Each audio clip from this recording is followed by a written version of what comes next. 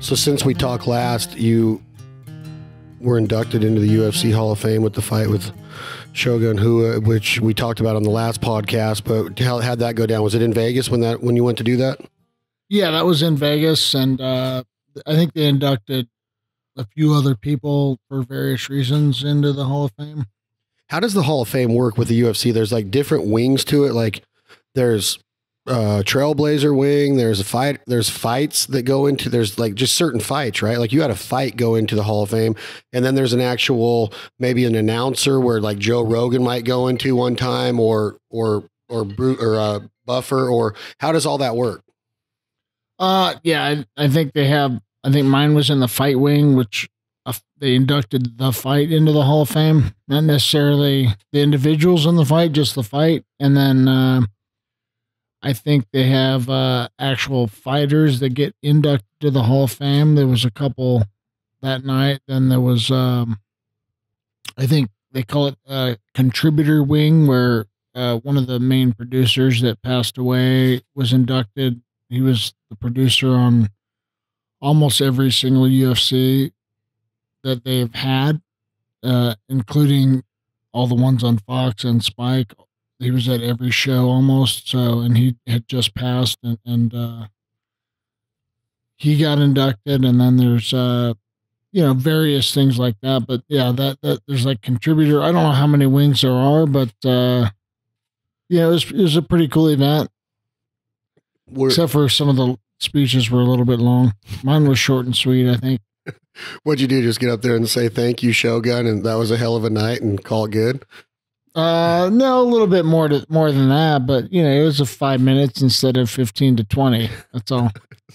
Kind of like the Academy of when you win an Oscar and they start playing that music when it's your time. They needed some sort of cue to get the guy to stop talking. Was that the same night that Rousey went in? Yeah. What is your honest opinion of that? Are you friends with Ronda Rousey? No. Do you know her? Not really. Have you just never gotten close with her you were kind of done with the UFC by the time she was still there when you had your last couple fights? She was fighting in Strikeforce when I fought in Strikeforce. She just started in Strikeforce when the UFC bought it. And then that's kind of how it happened to where she's in the UFC now, and then, or was in the UFC. And, but I never really, she's not one of those real personable people that strikes up a conversation, and I don't know. She just didn't seem like she had the right attitude for me to go up and want to talk to her. I had nothing really to say to her, and I guess she had nothing to say to me. So yeah, we never really talked. So there's no bad blood there. It's just you guys just were never friends. So then when you've accomplished what you've done in the mixed martial arts world, from your days of an Olympic wrestler, champion wrestler, holding all the belts that you did in overseas in Japan when you were in Pride, and Strikeforce champion, and then coming to the UFC and having some of the biggest fights in UFC history. When you see somebody that had a few fights, she did good in the UFC. She was, she came up and it was there in good timing to where she became a celebrity in a hurry, it seems like. And then Holly Holm came in there in that kick. And, I don't know if Ronda was ever the same after that. Then it seems like a lot of other good female fighters started to get in the mix that were out there. But she maybe went into the UFC Hall of Fame because she was at the forefront of kind of being a pioneer for women fighting. Because it doesn't seem like she's had the career as record-wise to be a Hall of Fame fighter per se. No, I agree. And I don't think, as far as being a pioneer for women MMA, I wouldn't put her at the forefront of that either. I think, Cyborg and Gina Carano both, gave a lot more and put a lot more time into it, which probably opened the door for people like Ronda Rousey. But I think timing-wise, with the UFC putting women in the UFC before they never had a woman bout, and then they decided to do it, and Ronda was their main person that they kind of leaned on, and at the same time pushed forward and gave her a lot of notoriety that she has today because of the UFC and the timing of the fact that they were putting women in the octagon. So why wouldn't the UFC have put Gina in the octagon? Meaning that as far as a draw goes, she was out there. She was developing a personality, a kind of a status out in the world. And also she was a talented fighter. She's easy on the eyes. She's a hard worker. She's got a good message, a good story. She's well spoken. Why wouldn't they have given her a chance back in the day? Why do you think it was Rousey? Was it just that Rousey brought something with her judo and her Olympic bronze medal or whatever she ended up winning the Olympics? Was there something that gave her the go ahead in Dana White's eyes to be like, this is the one? No, I think just the timing of it. Just, you know, when Gina Carano was popular, she was in Elite XC and Strike Force, or not, I think it was pre-Strike Force, you know, where she had some pretty big fights that were marketed pretty well.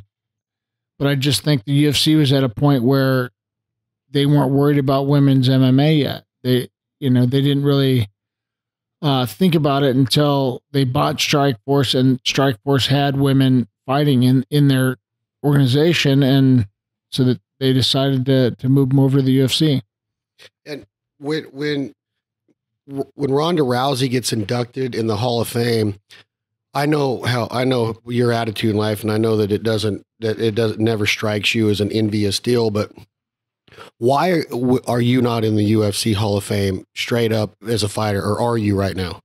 No, I'm not, but I don't know. I mean, I'm sure it'll happen, but I don't really dwell on it. I don't really pay attention to that much. I just know that over the years of fighting, I never thought to myself, I better train harder so I can get into the Hall of Fame. I just trained for every fight to win every fight and do the best I could. And I did it for other reasons, not because of the Hall of Fame. But as a fan looking at the fight game and knowing what somebody like Uriah did, as you know, he was a smaller fighter as far as size goes, but he did well in the WEC, which ended up being bought by the UFC and put in, their fighters were mixed into the UFC portfolio and in their offering. And then you had you in Pride, which was bought by the UFC. Strike Force was bought by the UFC. You are a trailblazer in the sport. You've won every title imaginable except for the UFC belt, which you should have, and it very easily could have with different timing. And in my opinion, as far as that last fight, I still don't know to this day if it was the correct outcome. But why would you be overlooked? In your opinion, I just want your opinion of why would you not be there when Uriah went in so fast when you accomplished as much, if not more, than Uriah did in his days of being a fighter? Yeah, I don't know. You're asking the wrong guy, but at the same time, like I said, it doesn't bother me at all. It's not that I don't care. It's just that, I have way too many other things going on in my life that I care more about than if I'm going to get in the UFC someday, in the Hall of Fame someday. So when you do get that phone call and they say that you're coming back to Vegas for another induction, and this time it is as a fighter, will the speech be longer than the one for the Rue fight or for the Shogun Rue fight, or will it be about the same? Because I know that you're short with words. You always have been.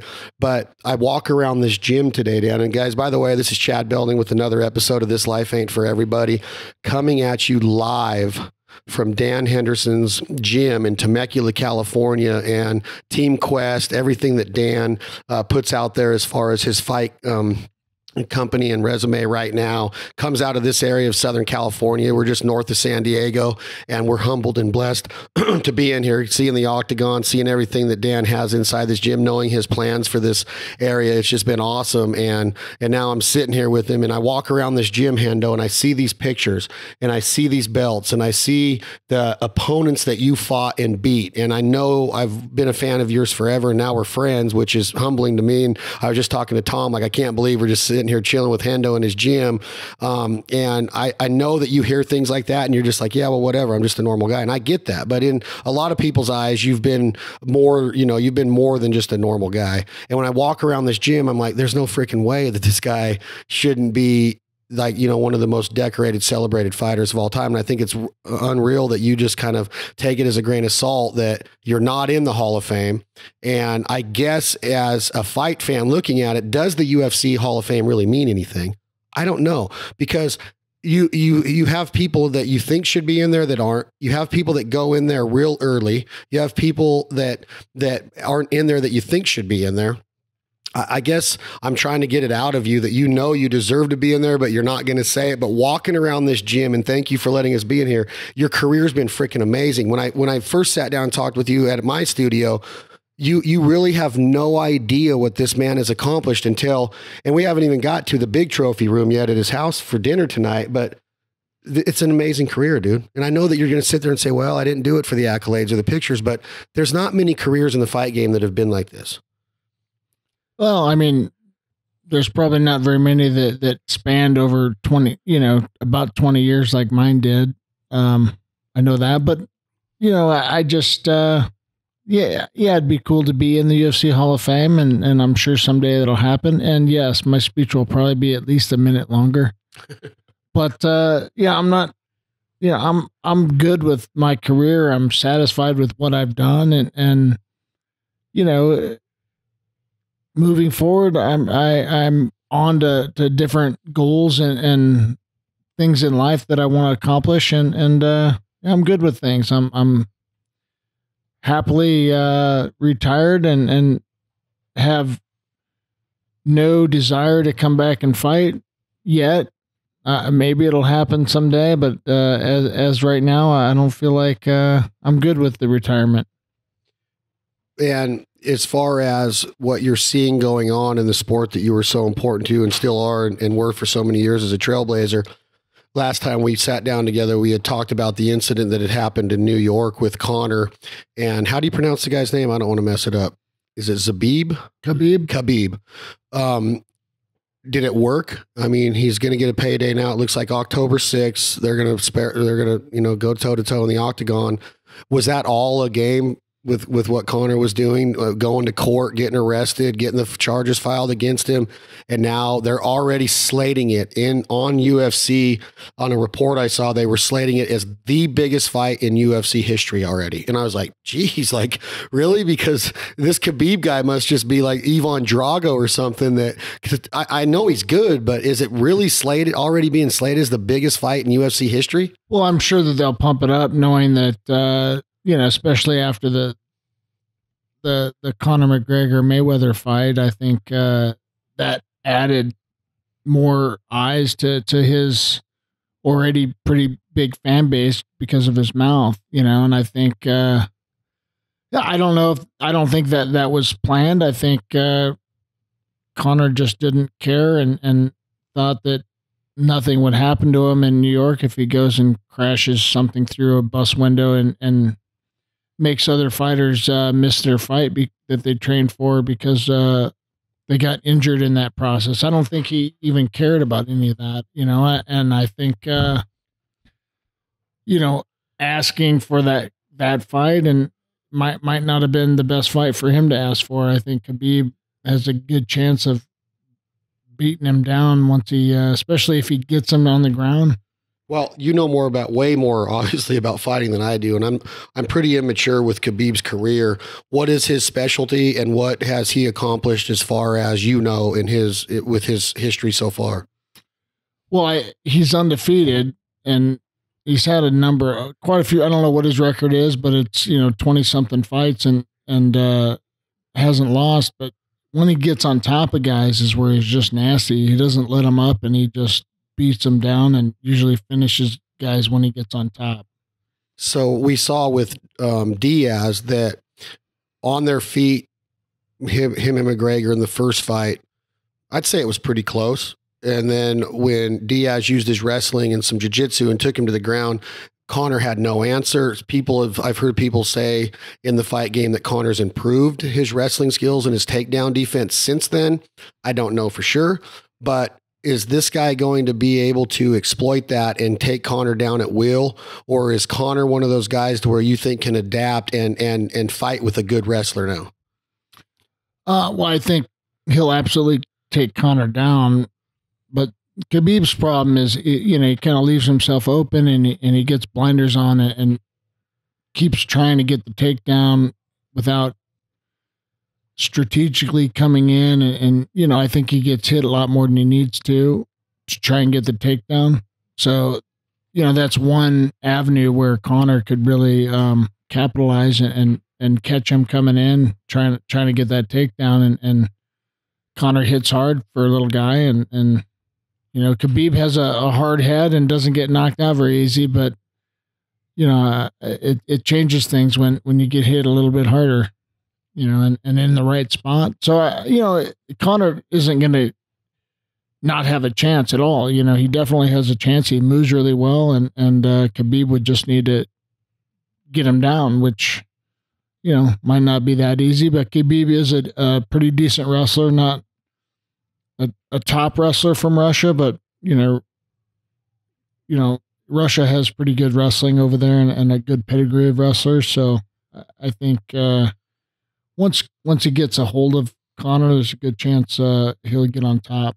So if you were a betting man, and I don't know if you are, but maybe because you've been in Vegas so many times, would you bet that Khabib wins the fight, which just straight up wins the fight, whether it's a draw or a knockout or a stoppage or a submission or whatever? Your money goes on Khabib right now?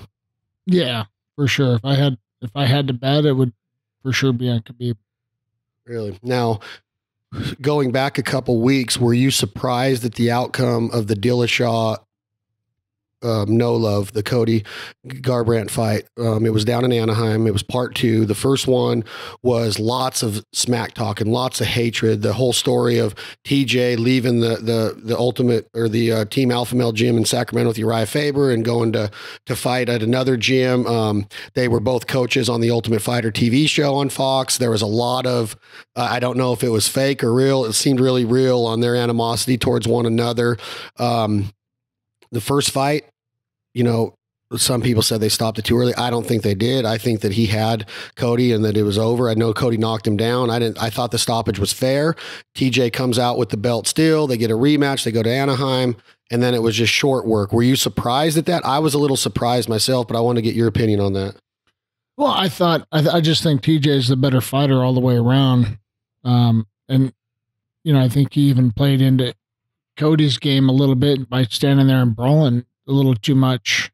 You know, TJ's good and quick on the outside, you know, but I guess I wasn't surprised. Not one bit, huh? No. And were you surprised that like a couple weeks before that, at our buddy Chad Mendez's return to the ring in Boise, he's fighting is the guy he was fighting from down here somewhere, wasn't he? Was Miles Jerry from Southern California? He trains in San Diego now. He's from Michigan though, I believe. Were you surprised? I mean, ring rust, right? Chad has been out for 18 months or whatever. I was down in Argentina. We were watching the fight. We had to pull some strings to even get the Fox fight that night. Get it up. We're watching it. And, you know, the first part of the fight, you know, Chad, everybody in the house with me in the lodge down there in Argentina is like, man, he doesn't look right. He doesn't look good. He's rusty. And I'm like, well, yeah, he's just filling this guy out. He hasn't been in a real fight in a long time. He's been sparring. He's had a lot of people coming at him as far as like sparring partners and training partners down in Sacramento. But with that long of a layoff and you get into that environment and you're in the octagon again for reals, it's for keeps now. Is there apprehension in you to throw that first punch? Are you looking for the right time? What goes through a fighter's mind? Like when Mendez was kind of stalking him down, but that guy had a lot of reach on him, so he could keep Chad at bay with his jabs. And Chad's little. Chad's a really little. He's built like compact, but he's probably maybe 5'4", 5'5", maybe a little taller. I don't know, but he hit him with that left hook and ended it quick. But what was going on the first 3 minutes of that fight, you thought? Well, I think the layoff. I think it all depends on how you train to get in there, to get back in there. If you fight in training, like pretty good fighting and pretty, I don't know what the right word is, but you know, if you're almost like you're in a fight in training, your ring rust isn't going to be there. You know, so I don't know. I've had long layoffs as well and been in there and been just fine. I think Miles Jury is a tough dude and has a lot of skill, good on his feet. He's a decent wrestler. I think what he's lacking is power, and Chad was a better wrestler as well. But I was looking forward to that fight just because it was a different type of test for Chad, because Miles Jury is a tough dude that kind of knows how to wrestle, and he's good on his feet as well. But I still thought 9 times out of 10 Chad would beat him. In that weight group, in that weight division that Mendez is in right now, do you see, and I know you have your favorites, you might be neutral in a lot of the weight classes, but do you pay attention to the smaller fighters? I mean, with your gym and the fighters that you have coming up, do you pay attention and have a radar on what's going on in all of the weight classes, or do you just really pay attention to where you fought from 170s to 85s to 205s and heavyweights, or are you really more diverse when it comes to all of the different weight classes? Yeah, I don't know. I mean, I don't think I pay that much attention to any of the weight classes like I used to when I was competing and a little bit more active in the sport. And at the same time, they also have a lot more shows now. It's harder to keep up on, but I do keep track of most of the guys, most of the weight classes, probably a little bit more in heavyweight and light heavyweight and middleweight as well. But I can't even keep track of what's going on in some of these weight classes sometimes with all the interim belts that they have. And I don't even know who's champ because of the interim belts that they've been having way too many of. Where I was going with it, Dan, is Mendez one of those guys that could be a UFC champion and be a legit champion with his wrestling background, his power in his hands and his boxing, his stamina, his toughness? I know he got knocked out by McGregor taking that fight on 10 days 3 or 4 years ago. And before that, he was just making him eat his elbows. I mean, he had McGregor down and was just beating the piss out of him. I think that with a full training camp, I think Mendez had that fight. Don't know for sure, never do. But to me, Mendez seems like the complete package at that weight. And do you, as a fighter and a fight fan now, and as a coach also, do you see him being a legit champion in the UFC someday? Yeah, absolutely. I felt the same way, that, I was kind of bummed that he even accepted that fight on short notice, because with his style and how he would have had to fight that fight, it takes a little bit more energy to wrestle and take a guy down and keep him down and do it again every round if you have to, than it does to kind of dance around and throw jabs and try to knock guy out. It's, when you add the wrestling and the scrambling around to it takes a lot more energy. And I knew Chad might be a little bit out of shape coming in to a fight on short notice like that. Well, they say he was drinking a beer on a boat in the ocean, fishing for tuna 10 days before when he got the phone call. So, yeah. I mean, Uriah told me the story, and I mean, 10 days to get ready for a fight with who, arguably right now is the most popular fighter in the UFC, or one of them, and one of the most touted, obviously, with the money that Dana and the organizations puts behind promoting Conor McGregor.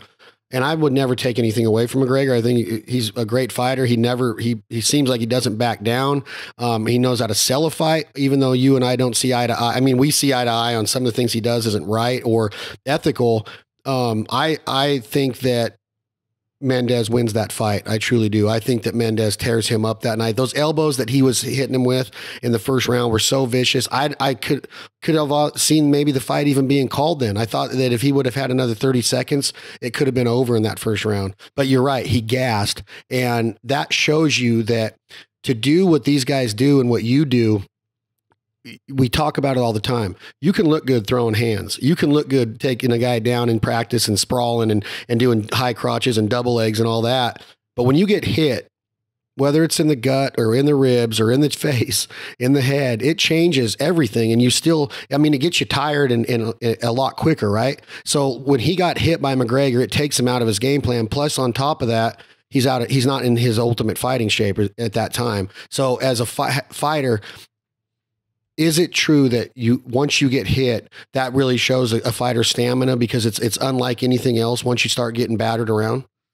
Yeah, I don't know. I think it's all how comfortable you are in that certain situation. If you're more comfortable and relaxed when you're up on your feet just sparring back and forth, in a fight, then you're not going to get that tired. If you're not comfortable in that certain situation, that's when you start getting a lot more tired because you're not, you're not as relaxed and you're more tensed up and you definitely gas a lot more when you're not comfortable.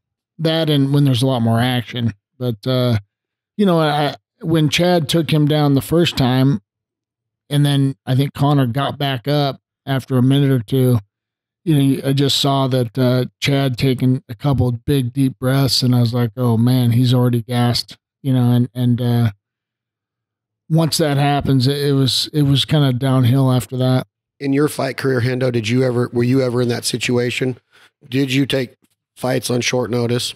And did you ever find yourself breathing through your mouth that fast, trying to get those deep breaths in, where usually what you're saying, relaxing, keeping your muscles relaxed, breathing in through your nose and practicing your nasal breathing and getting your lungs full of air and all that. Did you ever find yourself in a panic situation? I know you never ran. I know you weren't that kind of guy, but there's always that flight or that fight or flight kind of feeling when you're out of breath.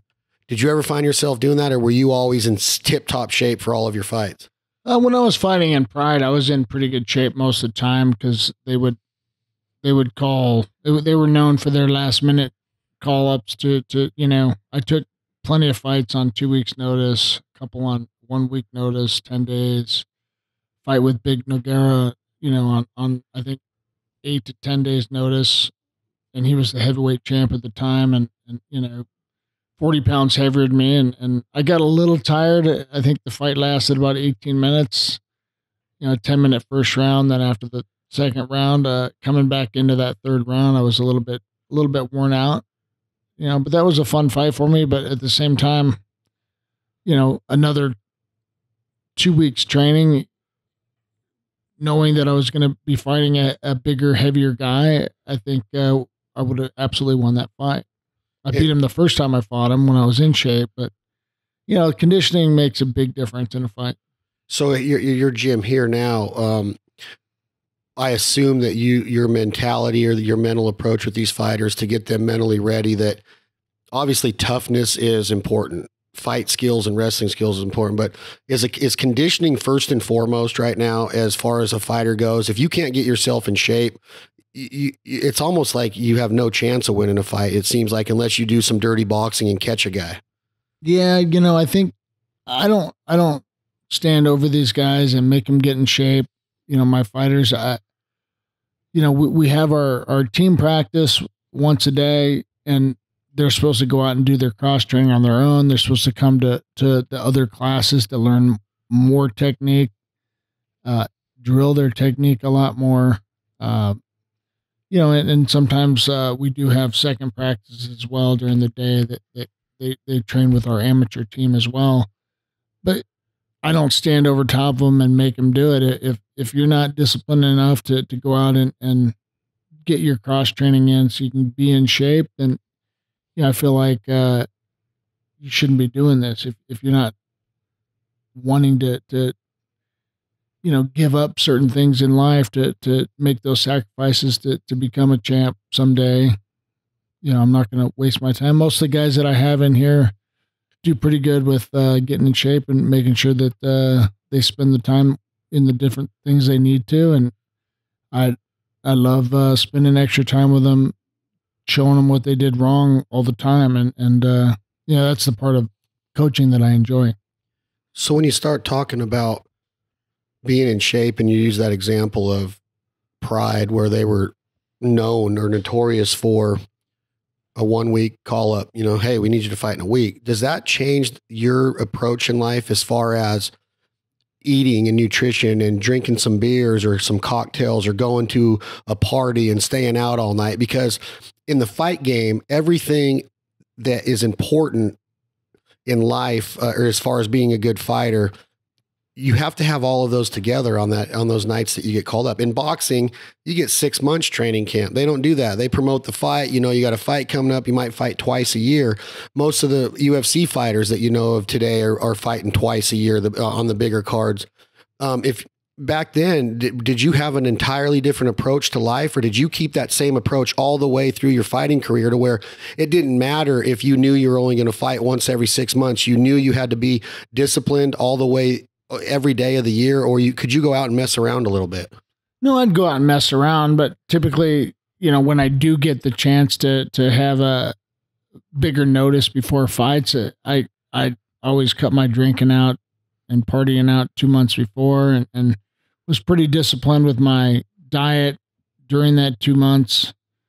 In the instances where you don't really have that option, a 2-week notice to a fight, you cut out all your stuff then and make sure you're getting your rest and getting your training and cross training. And, it's a little bit more intense for that portion of the, to try and get in a little better shape last minute, but during the middle of my fight career, when I was fighting in Pride, where, I typically stayed in really good shape most of the time. And that comes from wrestling too. I grew up wrestling, and we had tournaments year round. You knew when they were ahead of time, but we would definitely be in shape year round, and just training to maintain what you have and lifting weights to maintain what you have, and not really peaking until you have your bigger tournaments. And that's kind of the mentality that I brought over to my MMA career. When I have enough notice for a fight, I would train to peak at the right time. If you don't have that option, then, hopefully you're mentally tough enough to say it doesn't matter. I'm going to do it anyway. And now that you're officially retired and you're not fighting anymore, your mentality stays the same, or now in life, do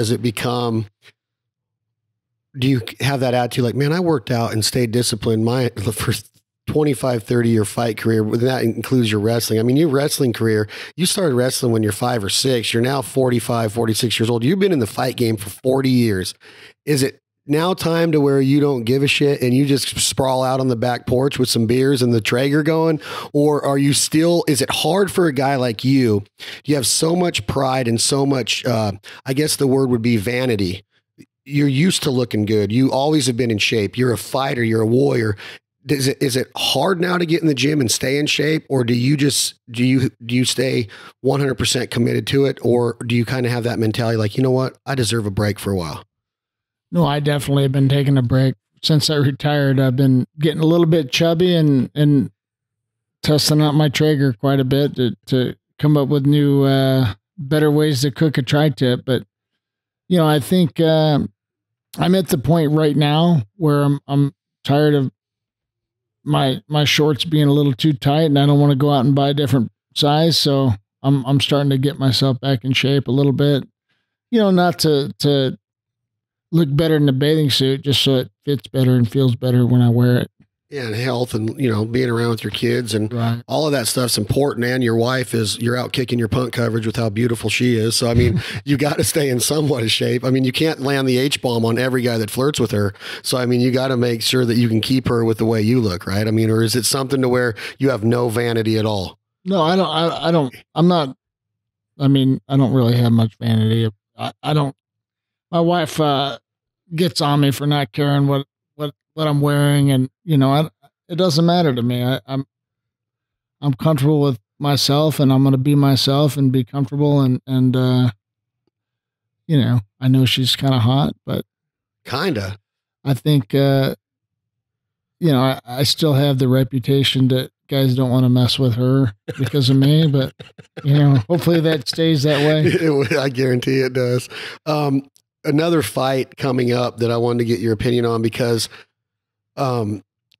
we talked about in our last conversation on this podcast a few months ago about the way the Diaz brothers have promoted themselves as the marijuana, the West Coast flavor, the I don't know what, like the bad boy image they always have. They don't shy away from it. They drop F-bombs in every interview they do. They flip people off, but they are badasses. They stay in shape. They do triathlons. Nick Diaz was in some freaking brawls in the UFC. Nate Diaz has been, he can sell a fight. He's a shit talker. He can back it up. He does the Stockton slap. I mean, he's got a lot going on. He's got this fight coming up with Dustin Poirier. Do you have enough knowledge of both of those fighters to tell me, if you were a betting man, who you would take in that fight with that coming up at Madison Square Gardens? You know, that one's a tougher fight. I mean, I think Poirier definitely has more power. He's quicker. Diaz has a little bit longer reach. He's good on his feet as well. Very good on the ground. Yeah, I don't know. That's a tough one to call. I think if I had to place a bet on somebody, it might be Poirier, but I don't know. I mean, you never count out the Diaz brothers. Does Poirier have a wrestling background? Yeah, I don't know. But he's definitely has a lot more power on his feet, and he's good on the ground. I don't think Diaz will catch him in a submission or anything once they go to the ground. I think Poirier's been around a long time, and he's well-rounded. I just think that because of the power issue, he's gonna, and after watching, Nate Diaz get knocked around a few times, I don't think he has a chin that'll hold up very well against Poirier's power. Who did Poirier just beat? Do you remember off the top of your head? I feel like he just fought not too long ago. I can't think of it right now. I wish I had our assistant here right now to tell us who I'm thinking of, but he looked good in his last fight. And was that the fight that just had? Did it happen? Was it Jeremy Stevens? No. Was it Jeremy Stevens? Dustin, I'm looking it up real quick. I want to get this out.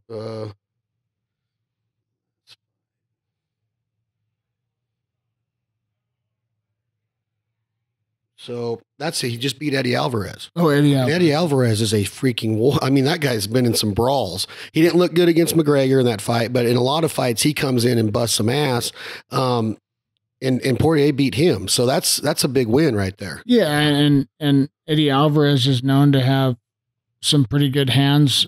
Not necessarily the power, but he's quick and he's hard to hit, and a really good wrestler as well. And as I said, Dustin definitely shows that he has a lot of power, and I think that'll make the difference in the fight with Diaz. And he knocked him out in the fourth round, or in the second round. 4 minutes into the second round, Poirier beat Eddie Alvarez by a knockout TKO. So, what does that mean? A KO TKO? Is that really something? Sometimes a knockout is when you straight out knock him out. When the ref has to jump in because you're hurt and you can't defend yourself, is a TKO.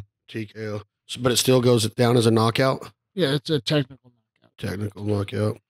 So with what's going on in the fight game, there's also a lot of stuff going on in the wrestling game. Do you keep up with the world championships and the any of the wrestlers that are strong right now that are fighting? Kyle Snyder?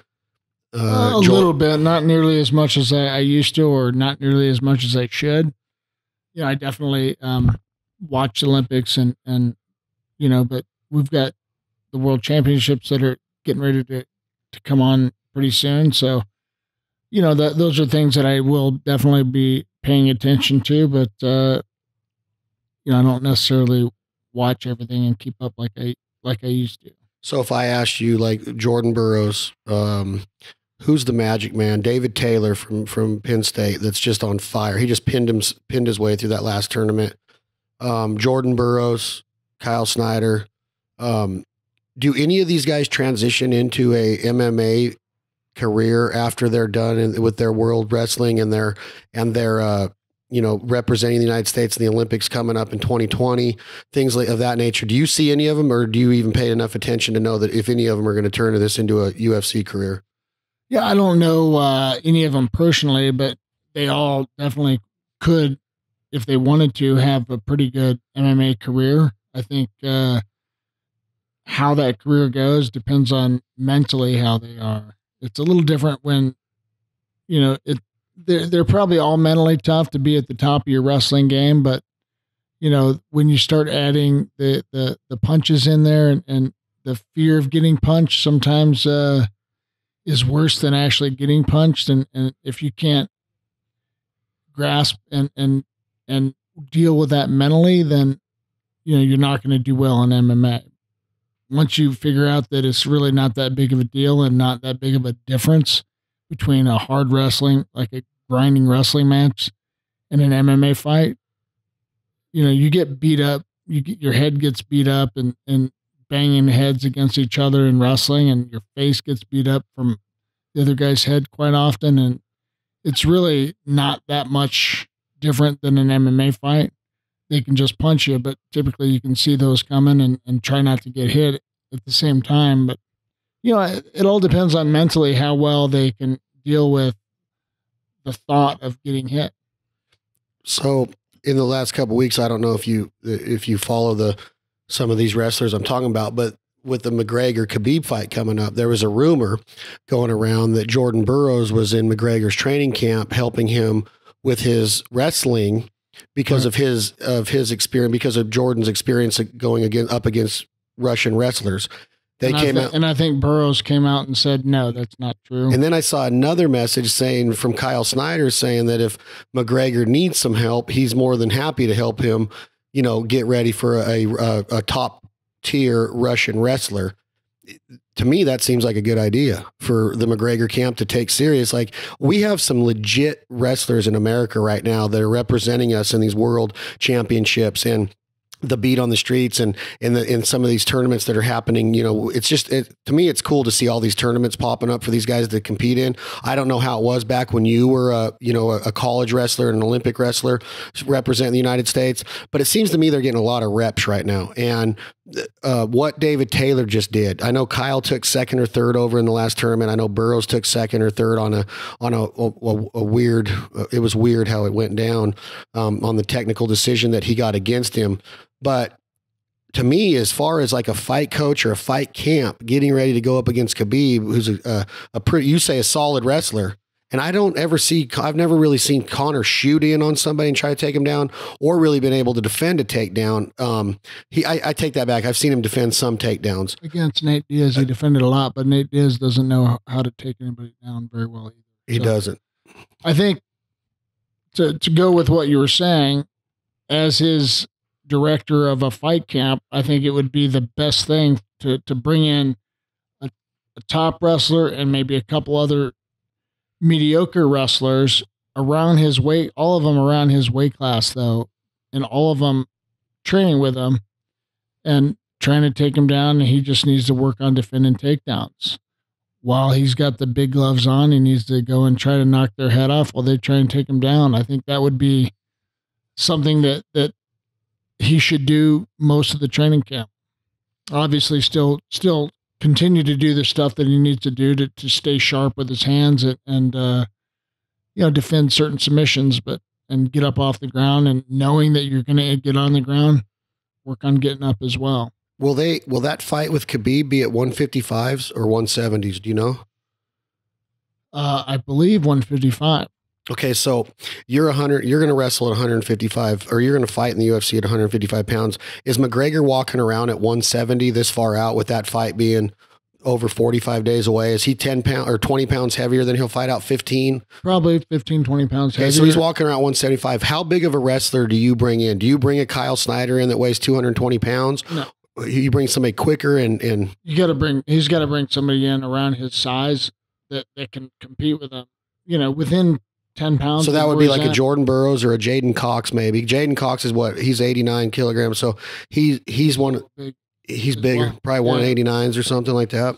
Yeah, you want to get somebody in the 160, 170 range, and then, like I said, one or two other wrestlers that are mediocre, good, solid college wrestlers that'll, let you try to hit them while they try to take you down. And with the news that have come out lately, with GSP comes out and says that he wants the winner of this fight for the title. The last time he fought was Bisping, beat him, gave the belt away a couple days later, turned it back in. Now he's saying he wants the winner of Khabib McGregor at 155s. His last fight, I believe, was at 185. What was 185 would have been Bisping, right? So he, from what I hear, he had to just bulk up for that fight and eat 6-7 meals a day, gain a bunch of weight. But I heard he's a lot leaner now, walking around at like 170s. He can get to 155s. Does GSP smoke both of those guys with what you know about GSP's wrestling, takedown defense, hands, submission game? I don't know. I mean, I find it hard to believe that GSP would be able to make 155. I think he was always fairly big and heavy for 170. And, for him to make 155 might be a stretch. And, it takes a lot out of you physically when you're cutting that much weight. And it doesn't matter how good you are at that point. If your body isn't there for you, it doesn't matter what your experience level is or what you know. So, I mean, I would think that might not be the best decision for him to try to do that. I don't know what he's at normal natural body weight right now, but I think when he was fighting at 170, he was in the 190, 195 range pretty steadily. The other rumor that I've heard, or maybe I don't know if it's a rumor, just something being discussed on that Madison Square Garden card coming up, that Nate Diaz is on with Poirier, is that they're touting that and promoting that as a co-main event with no main event scheduled or announced yet. I've heard people in the media say that Dana White is working on something, that they're trying to put something together. And then the name John Jones has been thrown around, which I thought that he was out for an extended period of time. I know that his case is coming up and they're going to decide on that. With what John Jones did the last time against Cormier and testing positive again, wouldn't this year in 2018 seem like really weird that he'd get to come back and fight that soon? Yeah, I wouldn't see that would be fair or anything. Why even have USADA and the drug testing thing go on in the first place if you're not going to uphold the certain decisions of it and guidelines of it? It wasn't his first time testing positive. His second time, it should have been an automatic 4-year suspension, and they took forever to. I don't even think we've ever heard of a sentencing yet, but it's been at least a year and a half, I think, since he's fought. At least a year. I don't know when his last fight was. When they said the summer of 2019 would be his 2-year return if he got the 2-year sentence. And 2 years would be lightly, a light that's typically a year and a half to 2 years is first offense. And that wasn't his first offense. When you talk about, John Jones, he's had a pretty good career. We both talked last time about he doesn't need to do that shit. He's pretty talented. He's very talented. He's made good fighters look really, really dumb. And he has one fight, which was a disqualification for illegal elbows against Matt Hardy. No. What was his name? I can't think of it right now. The guy from Hamill. I love that guy. He's fought Cormier twice. Cormier is at heavyweight. He just beat. Were you surprised on that fight? That dirty boxing. I didn't like the game plan. I didn't like what they were doing. I mean, I was very surprised at how that fight ended. I thought if DC was going to win, he'd have to take him down every round and smother him and try to wear him out on top. And DC's great at that, but didn't even try that once and stood there and tried to trade with him inside, I don't know. I think Stipe just, he didn't move and look like his normal self, but at the same time, who knows as to why. Maybe DC was smothering him a little bit too much, but I don't know. I did not expect that ending at all.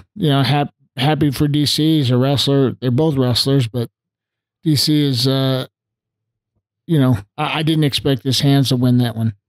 I felt the exact same. And with the way Stipe represents himself, the UFC, his family, his job as a firefighter, seems like a pretty good guy. Don't know him, never met him, but he seems, and I think I've even heard you say you like the way that he represents himself. Yeah, absolutely. And I've met him a couple of times. He's a great guy. And I thought he represented the sport, the belt, the UFC in the best way and the way a champ should. And, For me, I feel like he should have got an immediate title shot. I was just going to ask you that. Why has he not just been, it's already touted, like, why haven't they already announced automatic rematch for what the guy accomplished as a heavyweight? They announced right away that Brock Lesnar was in there, which I think disrespected the sport and made the UFC not look so good that night when they did that.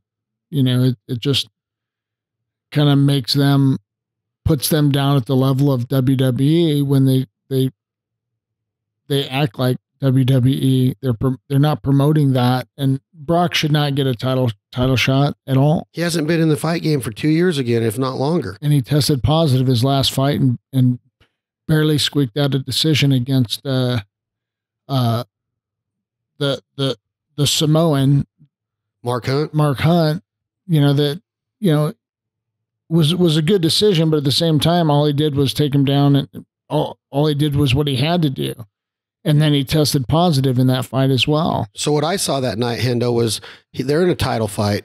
Cormier always seems to be, he talks some smack, but he always seems to be a pretty good representation of the UFC, has a wrestling background. He knows how to get around in a fight, as well as the media and the building up to the fight. He gets interviewed. Rogan interviews him. They don't even talk to Stipe, which is that respect to Stipe as the heavyweight champion that just got knocked out? You don't want to go put a camera and a microphone in his face right away. Instead, they got Brock waiting in the wings to create like this controversy and this drama. He comes into the ring and actually puts his hands on Daniel Cormier and pushes him with a double-handed chest shove.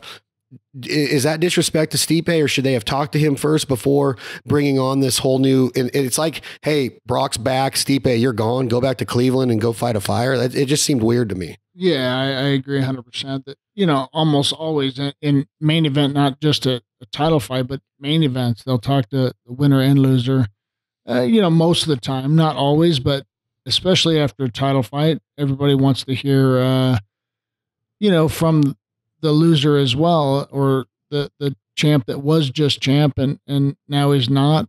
What happened? Why do you think you didn't do as well as you thought, type of thing? And for them just to throw the circus act on before that was a little disrespectful to Stipe. Yeah. What happens if you personally are Daniel Cormier that night? Does he know that's going to go down after the fight? Is this something to where he knew? They both probably knew that was going to happen. The winner was going to fight against Brock. So when you're got the microphone in your face, Rogan's asking you questions, you're Cormier. Would you agree to this? Do you have to agree to that as whoever wins, that you're going to have a confrontation in the ring with Brock that night to start building the next fight right away? You don't have to play into it, but if they decide to do it, you kind of just you get extra money for that. No extra money. It's all up to you, but he didn't have to play into it like he did. But yeah, it was said.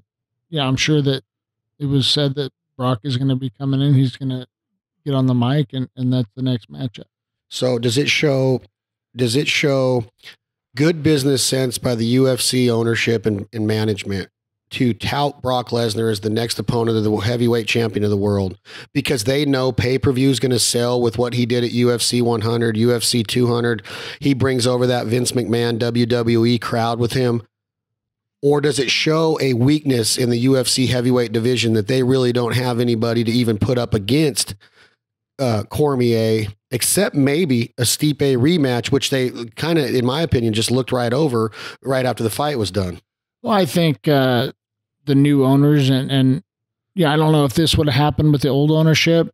I think the new owners are under probably quite a bit of pressure, I'd imagine, financially to make their bills every month to pay for their $4.2 billion they had to borrow to make the deal happen. So I'd imagine that money is a big part of their decision, and in their mind, that's probably a big payday. And does it stop though? Like, why is the pool of UFC heavyweights? I've heard a few people say that it's kind of the weakest in the history of the organization. Is that fair to say? No, I mean, it's, heavyweights have come and gone, and every weight class has been, kind of lighter or weaker or not as deep in the pool to draw from over the years, I don't think it's fair to say that, it's as weak as it's ever been. I think, the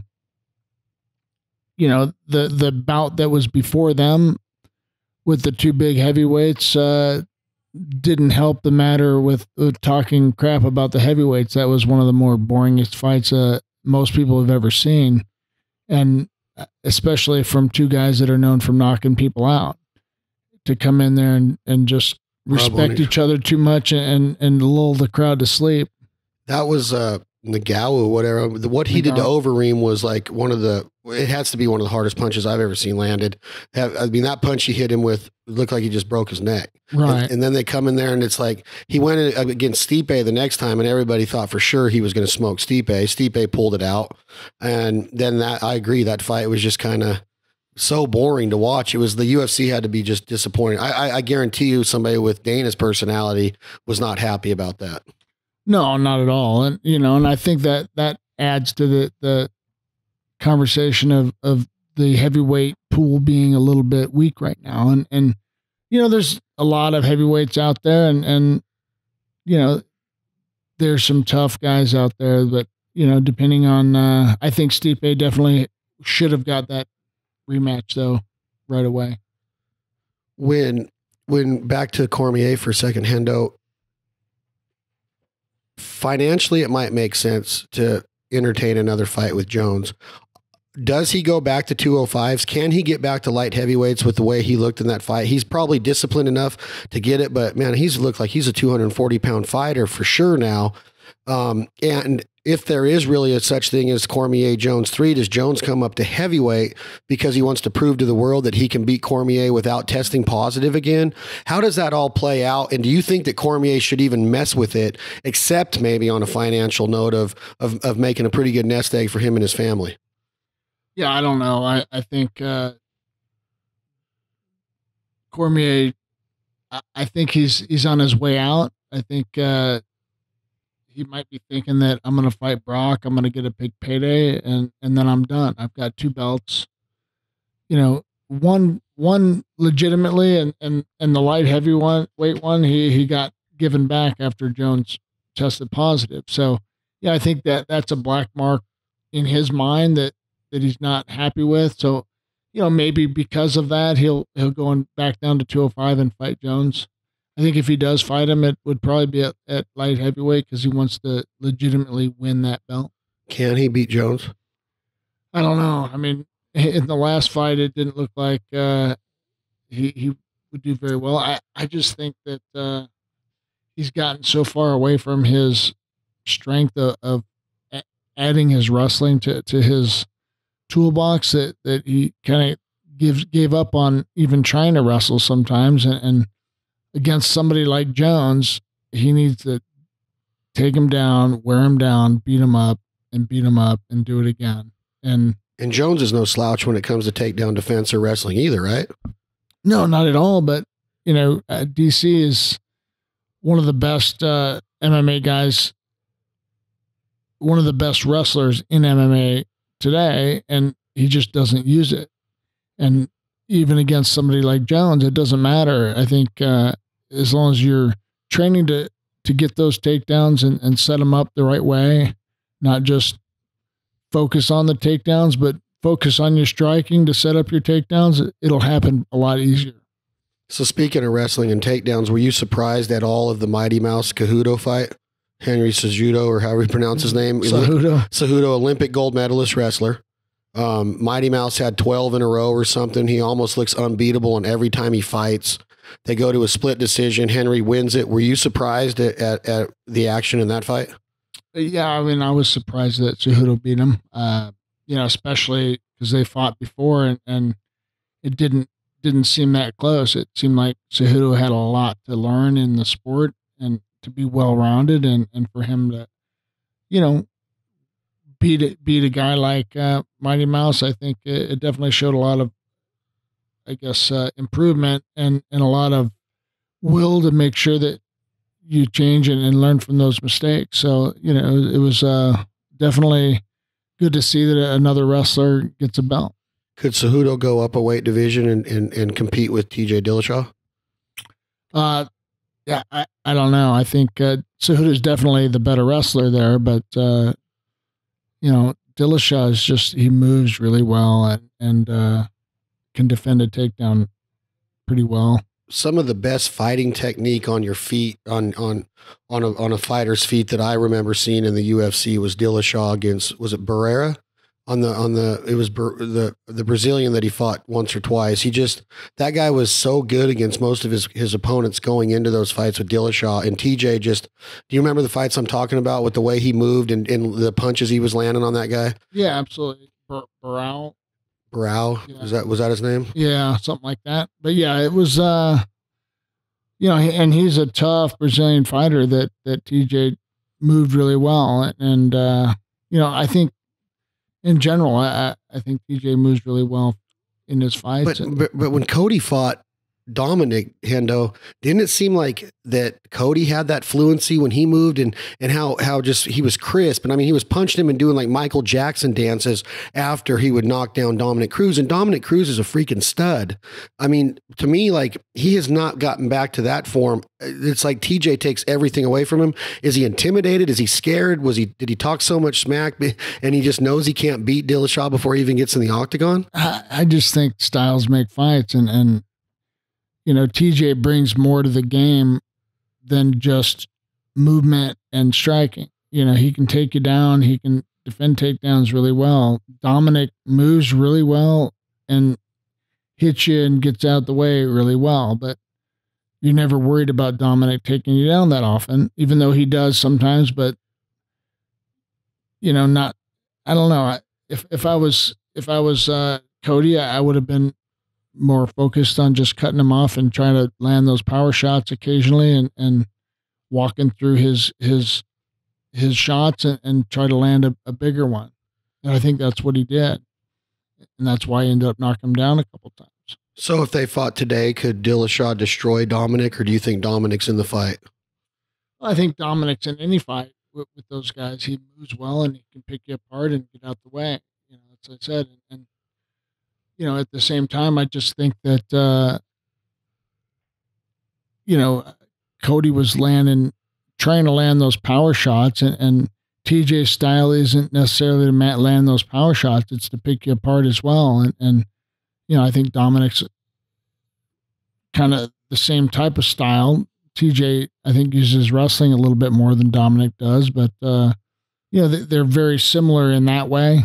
But, I think Cody tries to land that power quite a bit more and timed him well and caught Dominic.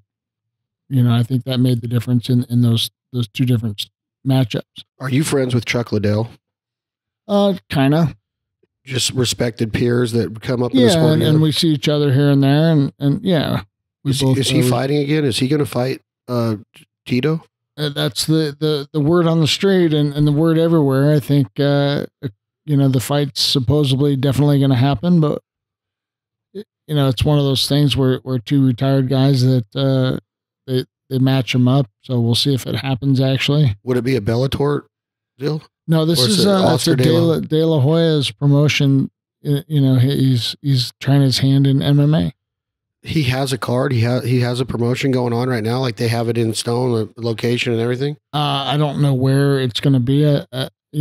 There's probably a good chance he's going to probably try to put it in Vegas or LA. I don't know. So Dana White went into De La Hoya's territory with the Mayweather deal. I remember there was some controversy there where Oscar wanted one of his fighters to fight McGregor, but he ended up going against Mayweather.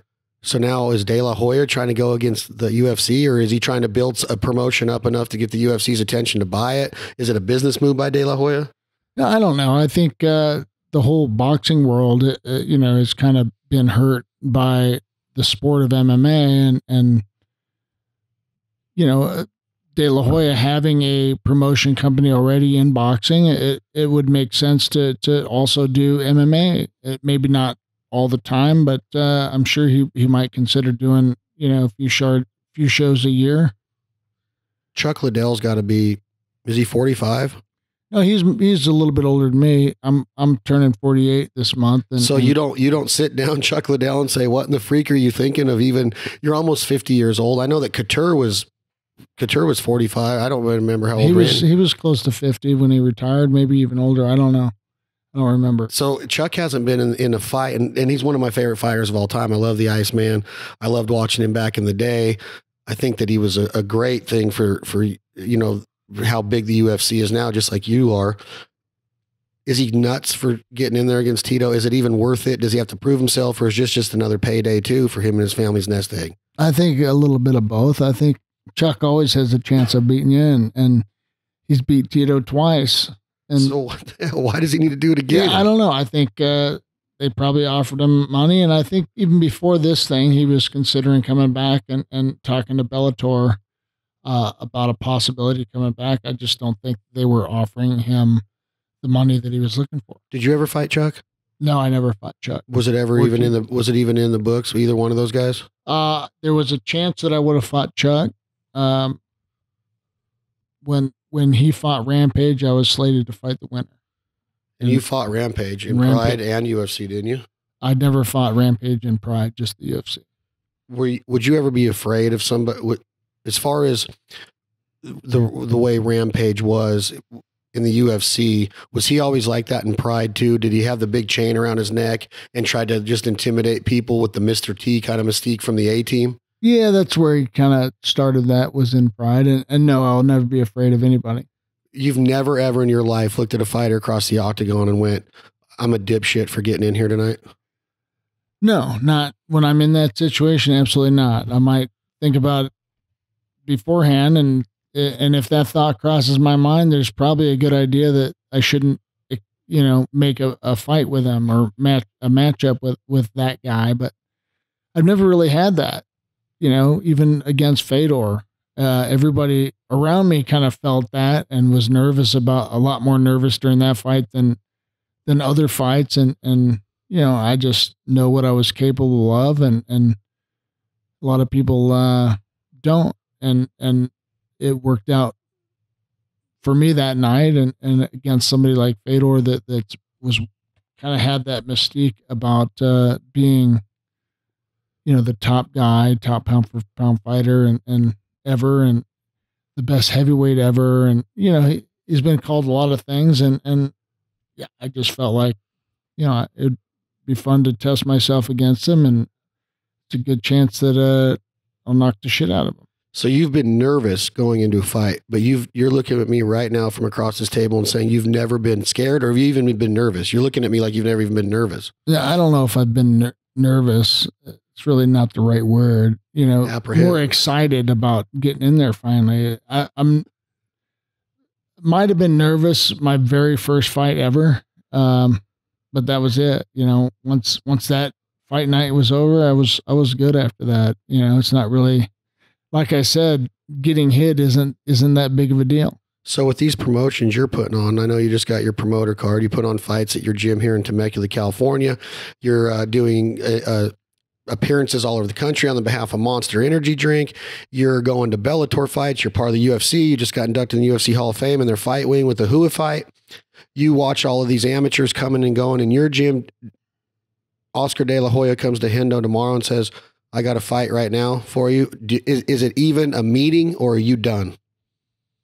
No, I would take a meeting. I mean, I could definitely be talked into something with the right amount of money.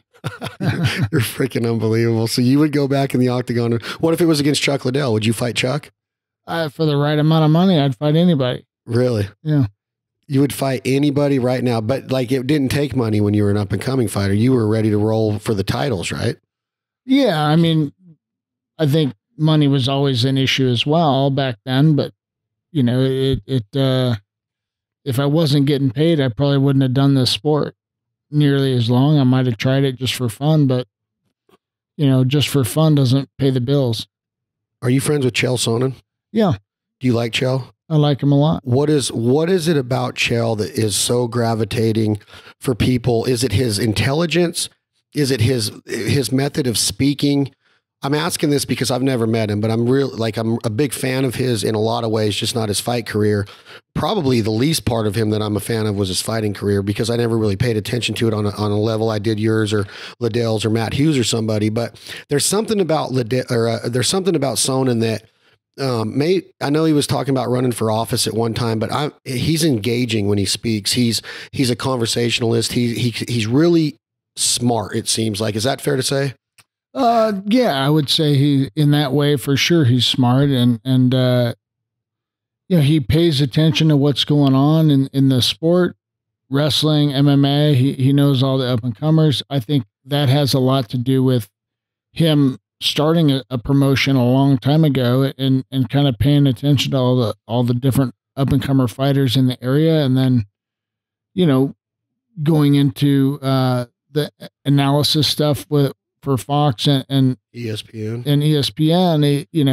it's kind of his job to know who's out there and who does what, but he enjoys knowing what's going on in MMA and wrestling as well. And he does talk very intelligently and he's an awesome guy. Why do you like him? Why is he an awesome guy? And is it more because he's smart enough to understand the respect game in fighting and what it takes to do what you did and what he did? So he's got that head start on already knowing how much to show you respect? Or is he just a guy that you could sit down and have a cold beer with? And is he come across as a down to earth guy? I don't know him again. I'm asking.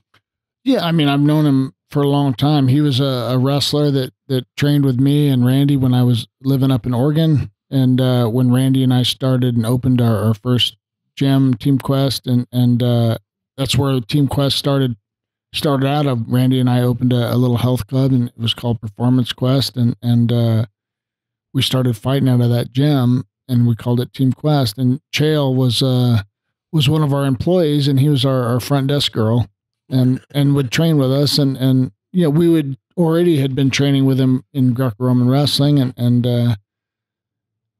so that's kind of the history of that. I think because he's a wrestler, he's been around a long time, he knows how to respect people, and he also knows how to talk some crap and draw a little bit of attention to things. And I think, he has a good medium of that. And a lot of times when he does talk crap, a lot of people know that it's crap because it's so far out there that there's no way that that's true. And I think he has fun doing that. So was he a badass? He was a very good wrestler, good fighter. I don't know if he ever thought of himself as a badass. He was a badass against a lot of people. He's a tough guy that again, when he gets on top of you, he's extremely tough and will wear you out. And then on his feet, he's very good as well. I think he has a good shot against Fedor. It depends on mentally if he shows up knowing that he could win or not. I think a lot of times Chael's wins and losses depend on how well what type of confidence he has going into that fight. So if you had to pick, and I don't know if you can answer this, but if you had to pick your resume of mixed martial arts friends that you've developed over, and I mean friends, guys that you stay in touch with, I know you know everybody. I know that you've shook hands with them all. I know what they all say about you. But is that Chael and Couture and this guy, is there a certain, you have them on your fingers that you can count of your actual friends that you've made that were actual fighters? Yeah, Chael's definitely one of those, and Randy, and for sure. I mean, there's not that many of them that I would consider friends, but definitely Chael. And when you talk about his career, is that a satisfying career of what he did, or did he retire too early with what he did with Anderson Silva? I don't know if he really accomplished everything that he was capable of. Is that fair to say? I don't know. I'm asking. Chael's one of those guys that, I think mentally he just would have a moment where his brain wouldn't work or something, where like with him and Anderson Silva, he's beating Anderson Silva up for 4.5 rounds and then gets caught in a triangle. I've seen him do that same thing more than once, more than 2-3 times. And I think twice for a title. one in the WC and one in the UFC. You know, so I think it's just one of those things where Chael just mentally needs to stay focused. I don't know if he's ADD or what, but you know, I think he definitely had a lot of potential, and I think mentally towards the end of there, before he retired the first time, or was retired, I should say, you know, he was kind of in it for the money, and that's the wrong reason. He's by far my favorite guy to listen to talk, you know, when he's on ESPN and back in the Fox days. I really like the way he breaks down fighters. I like his insight on things. If you're a businessman like you are, and we're going to talk about your business endeavors before we end this podcast today, and again, thank you very much, but you start a promotional business with Chael Sonnen. Doesn't he seem like the ultimate guy to own a maybe not to the extreme of a Don King, but somebody that can get the fight, the intelligence of a fight, the right partners in on it, the right sponsors in on it, the right advertisers. He has that business sense, that political sense. He can speak. He's well engaged. Is that something have you ever given any thought to that? Because it seems to me like you and him could put on, you know, with your business and what you're doing in your entrepreneurial skills. I don't know what he does in his entrepreneurial skills. It seems, I know he's still fighting. I know he does a lot of the announcing and the color commentary and the play-by-play. But he's had a promotion for many years, but it's amateur fights up in Oregon. He has them all the time. I think the last time I was up in Portland, I went and watched him, and he does a good job with it. But he just kind of does that locally right there in Portland, and you know, and that's about it as far as promotions go with him. And I think he does pretty well because they're amateur fights. The cost of it is a lot less than a professional event. So, and that's kind of what I'm doing at the gym now is having an amateur fight night here and there. Our next one is going to be September 29th. I'm coming to that. Is there any room? I beat you to it. In your prime, his prime, 185s, do you beat Chael Sonnen? Well, I'll beat anybody in my prime. That's the mental attitude you gotta have. But you know, I don't know. Chael's wrestlers are against wrestlers. It's a little bit tougher of a fight, you know, especially for me. And everybody's afraid of getting hit by me, and then they end up trying to take me down the whole time. And it's tough to fight a guy when all he wants to do is take you down. And when your strength is to try to knock him out, it makes it tougher. So, you know, you never know what could happen in that instance. So today, when you picked me up, you were parked in a not the where you should have been parked curbside for me to get in the truck.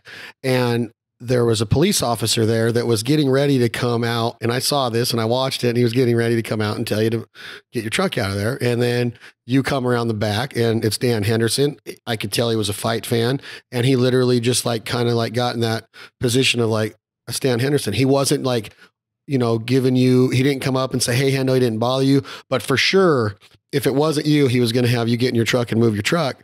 And I'm not saying that people play favorites to you, but I'm going back to the fact of the career that you had. And where I was going with that Chael Sonnen deal is that Chael gets it. He's one of those guys that gets it, in my opinion. And obviously that's why I asked if you're friends, because I knew the answer. I knew how he feels about you. It's amazing to me to see the reaction to you, though, on such a big scale, no matter where you're at. And I know that San Diego is your home, kind of, you know, you live north of there. But I saw it in Vegas, like tenfold of SHOT Show guys and people at Hard Rock Casino that night. Is it getting old at all? You go to these promotions, you're with Monster, you're signing autographs, you're taking pictures. I know you get paid to do it. I've never seen you say no to anybody to a picture or an autograph when you're not getting paid to do it.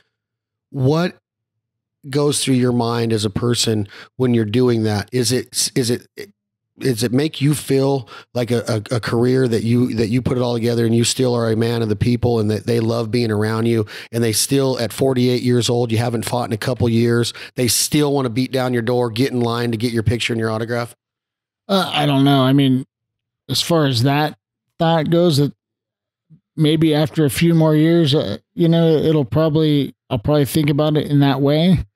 But for me, I just, I'm always, and throughout my career, I've always been having the mentality that without fans, I wouldn't have a job. And now I wouldn't have had a job if I didn't have fans. It's not, I don't know. It doesn't make me feel one way or another. I think I'm just kind of used to it. But at the same time, I'm not going to say no to anybody. I mean,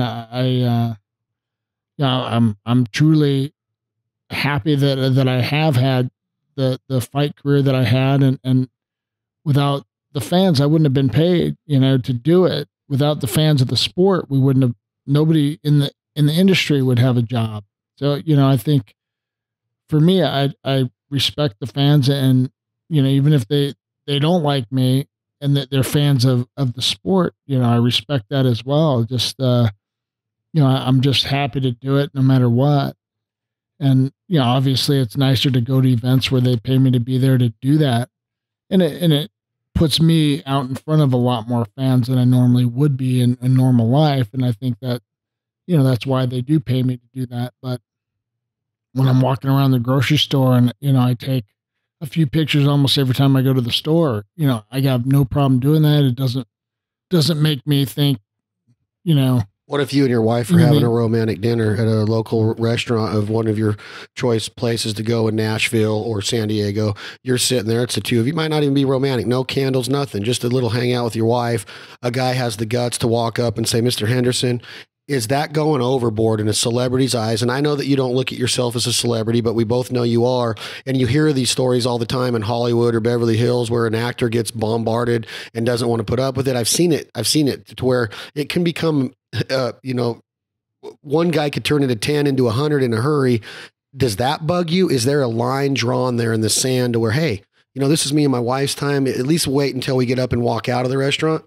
Yeah. I mean, it happens all the time. Whether I'm with my wife, my kids, it doesn't matter. It happens. And that's probably the place that it does bother me the most is when I'm eating or about to eat or whatever. Mostly because, everybody's going to want to shake you. They want to shake your hand and you're about to eat with your hands. And I feel like I got to go up and wash my hands again. But when I'm done eating, I typically don't have any issue with it. I don't have an issue with it during the meal, but that does bother me. Does your wife ever roll her eyes and go, here we go again? Like, no, they're all pretty good. I think they're all used to it as well. That her and my kids are just, and nowadays with all the cell phone cameras, and my kids are pretty good at doing that. They get asked all the time to take the picture for the person that interrupted us. So, it is what it is. It's part of the deal, part of the, I guess, when I have a job that's on TV and people want to take pictures, it's part of the deal. So speaking about eating, you have the gym, and you gave me the walkthrough today. We have a spring 2019 grand opening of the new brewery restaurant. And what's the name of the place going to be called? Well, we're just now pulling the trigger on the whole project I've been working on for a couple of years. I think the establishment, the restaurant, is going to be called Hendo's Barrel House, but we're going to have a brewery and a distillery in here, and the brewery and distillery are going to be called Seven Bells Brewery and Distillery. So, and tell me the story of Seven Bells again, like you told me last time. Seven Bells it's kind of from the old nautical days. They kind of keep time on a bell system, and I think Seven Bells is kind of right before the end of their eight bells means it's into their shift, but it also means, that someone died, they'll ring 8 bells. When they ring 7 bells, it also means that you got the shit kicked out of you and almost died, but you made it through. Or 7 bells, all as well, is another saying that comes from that. And, we just thought it was a pretty fitting name that kind of tied to my fight career a little bit with, I've gotten the shit kicked out of me and made it through a number of times. And sometimes I've gotten the shit kicked out of me and came out on top a number of times as well. But, that's kind of where that came from. And I didn't want to put my name on an actual brew or distilling brand or label, just because, you know, we're going to be serious about having that beer and alcohol that we brew and distill top notch, really good alcohol and beer. So we're looking forward to going out and bringing it to the world. But, you know, we're going to start here in Temecula. And have you tasted all of the beers that you're going to be brewing and offering it to your customer base? And have you already approved all of these? They're ready to go as soon as they're up? No, right now we're in the process of just getting the plans drawn up from an architect to get the restaurant and brewery distillery built out in my building here where my gym is, and at the same time we're coming up with our own recipes for beer and distilling our own recipes with different alcohols. So, you know, and that's going to change over time. You know, we're going to try to develop 6 or 7 different beers that are our staples. And then, you know, a number of 4 or 5 different alcohols that were really good, and then come up with an occasional different one or new one that we have all the time as well. So, you know, it's a process of coming up with new recipes. I'm looking forward to this whole project. And what about the food? Is it a barbecue joint? Is it American food? Has it got a Mexican flair to it? What are you going to be offering on the menu? We haven't quite come up with the menu, but it'll be more American based, you know, food with obviously wings and pizza and the bar food as well, but some healthy stuff as well, having some sort of healthy kick to the menu, but, you know, a lot of barbecue as well. I want to do a little bit of each. We're definitely going to get a Traeger in here to smoke our meats and have a big outdoor pizza oven for some pizzas. So both of those are planning to be outside. And one of your other loves that I know that you share with your wife and a lot of friends is music, country music, new and old, classic. You'll have a stage, bands. You're going to have a party scene. You talked about an outdoor patio. When I walked out there, the amount of traffic's amazing. You're in a great location, it seems. Obviously, I don't know my way around this part of Temecula, but is it going to be that country music, bands playing, live music, come and dance? Is there going to be a dance floor? What's in the entertainment part of it? Yeah, we will be a country bar, kind of a sports bar feel to it, you know, pretty rustic and, you know, indoor, outdoor stage for live music. You know, it's going to be just a nice family hangout during the day and more of a nighttime party place at night. Would you ever, on your wall in your gym or on the wall in the new brewery restaurant, Hendo, put a picture of you in the outdoors? Are you proud of your outdoor passion and your hunting heritage? I'm not talking about a big bloody mess of animals that you killed, but can I expect to see a hunting picture of Dan Hendo in the new rustic feel? I'm sure you'll probably see a few of my mounts mounted here as well. You know, I think I'm proud of that, and we want to offer on occasion, you know, special different things on the menu with wild game that I kill or my friends kill. So we want to offer that as well. So you're going to have to get a special license for that through the city or through the health department to be able to do that? I'm sure we're going to have to figure that out. But yeah, that's the plan. I think, you know, there are other places that do that occasionally. And man, I can imagine like a end of season or maybe to kick off the season, but some type of Dan Henderson wild game feed in conjunction with Traeger and the Foul Life. I'm picturing it right now. A little couple bands. We get it. Comes some bands up in here and just serve a bunch of ducks absolutely. and deer. I think, you know, an elk burger or offering, you know, some sort of venison, maybe even some wild goose and duck from the Foul Life, the Oklahoma hunt, which, you know, we're getting ready to air that here in a couple weeks, and going through the footage and seeing me and you cook, and you're talking in the blind, and you know, that it was awesome. We're going to do it again. We already talked today about going to Canada with Leith and Take-Em Outfitters up there with Clay Charlton and my buddies over in Saskatchewan as well at Buck Paradise and Grant Kuipers. And UFC's, it's big up there. There's been a lot of UFC fights up in different provinces and cities in Canada. And when I talk about my friendship with you, Grant Kuipers and those guys are just like, are you kidding me?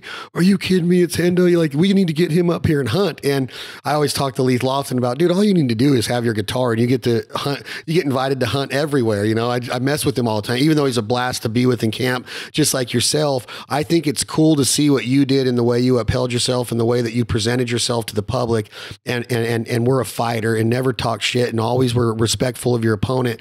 It's just cool to see how the public latches onto you. And I know that this brewery is going to be a success. I know that this gym is going to continue to grow, and us being able to come in and sit down and talk with you is awesome. And when we go to Canada, I can already picture this night of how many people are going to walk up to you and want to get your pictures, and then Leith Lofton playing guitar. And we're up above north of the border, and you still have that fan base, and you still have so many people that cherish what you did. I know you take it, like, hey, it just falls off your back as another day because you're humble about it. But man, it's cool to see, and I can't wait to get up there. And I think that'll be, the second trip of ours of many more. And I wanted to tell you this, a personal thank you before you say anything to that is you introduced me to Bruce at Leupold. We got a deal with Leupold and signed a deal with Leupold and represent Leupold Optics now in rifle scopes, binoculars, spotting scopes. My buddy, Alex Crosby, archery killed a 171 non-typical the other day in Nevada and was using Leupold products on his rangefinder and his binoculars and his spotting scope. And then my brother, the day after, was lucky enough to harvest a 201 mule deer, a perfect, typical, symmetrical 4x4 monster deer of a lifetime in Nevada. Wow. And I just want to say thank you very much for having the confidence in us to even introduce me to Bruce. And if you talk to Bruce, I talk to him quite a bit now, but tell him that we're proud of it and we thank you guys very much for that. No problem. My pleasure. I mean, it's kind of how the world works. You introduce your friends to people that you want to introduce them to, and you represent the industry and everything with respect, and I like that, and how your show kind of is portrayed on TV. So it's because of that, not because of you. No, and I get that, and I'm kidding. No, I respect that, and us going to Canada and us being able to go to Oklahoma with Blue and Flatline Outfitters last year, a lot of people look at me and go, "Man, you got the dream life. You get to hunt with Hendo." And I look at them and I go, "You're exactly right. We work hard. We get a chance to meet somebody in life, and we very easily could have said hi in passing and never talked again. For one reason or the other, the mutual respect there leads into a friendship to where now I get to eat lunch with you and come to your gym and go to your house and swim in your pool. I hope there's water in it because I'm hot. But you know what I mean? It's like you doors open by treating people right and making sure that you do what you say you're going to do and following through. And some mistakes are made. I remember coming up, I would always promise people, oh yeah, man, I can do that. And I can do that. Cause I always wanted to. And then you drop a ball and then you get a reputation of, oh man, he doesn't follow through, and you don't want to do that. And I think that you saw that, I would follow through, and I knew that you do. And I just want to make sure that you understood how much gratifying it was to get that deal with Leupold and also be able to share blinds with you. And I can't wait to do it again. Yeah. I'm looking forward to going to Canada. And just so you know, Canada is, I've always said this from, I don't know how many years now, that they probably have the most MMA fans per capita than anywhere I've been in the world. I mean, a lot more than the U.S. It's just the percentage of people up there that know MMA and follow it is a lot more than in the U.S. or anywhere else in the world, even Brazil. I mean, I've been to a lot of places, and everywhere I'm at, no matter where it is in the world, if I run into a Canadian, they're a big MMA fan. So you know that night's going to be full of that. It's going to be but that's going to be fun. And yeah, I welcome it. You welcome it. And with the duck hunting and goose hunting and the food up there, the flair, we got a lot of work left to do today. Again, we're coming at you live from Dan Henderson's gym in Temecula, California. Anything that you want to say as far as fights coming up? You want to say, you got any fighters on the scene that you want to talk about? I want to make sure that we promote this gym because this place is awesome. And the plans that you have with it that you walked me through today with the brewery and restaurant included, I can't wait for the spring of 19 to see how this comes out as far as the construction and build out goes. It's going to be beautiful. Yeah, I'm looking forward to that as well. And, you know, I'm still coaching my team. And, you know, I think in the UFC, we got Smiling Sam Alvey that's fighting September 22nd against Little Nog in Brazil. And then Ashley Yoder's fighting, I think, in early November, I want to say. So, and she's looking forward to finally getting back in there. She's fighting in the Vegas card, so I don't know exactly who's on that one. But that's UFC. Yeah. Do any other promotions fight in Vegas? Does Bellator's fought in Vegas lately, haven't they? Or do they? Are they allowed in Vegas? They are, but you know, I think as far as bigger promotions, Bellator's really the only other one. You know, I don't know which ones are in there, you know, but Bellator fights all over the world as well, and I kind of appreciate how they are kind of just doing their thing and not trying to directly compete with the UFC. They, you know, at the same time, they're looking to entertain the fans and throw the best matchups they can out there. And that's what it's all about.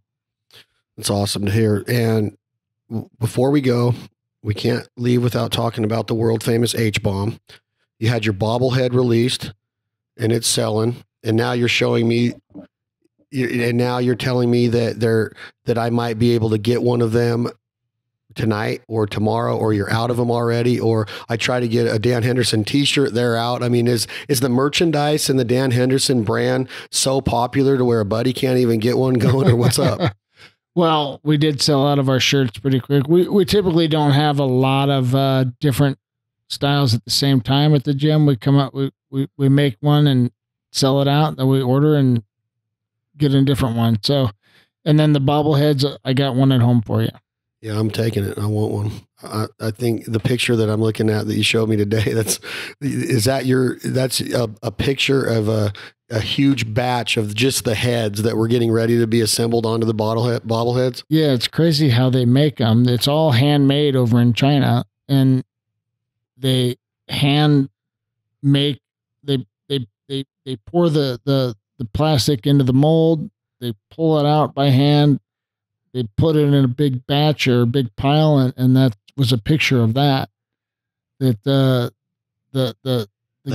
head of the company was over there at the factory, and he took a picture of it, and then he thought it'd be pretty cool, and I think he posted it on his social media, and a bunch of people wanted a big signed picture of that, so we signed a number of them a couple weeks ago, and yeah, I got one from my office. It's definitely a different thing, but it's actually kind of a cool story.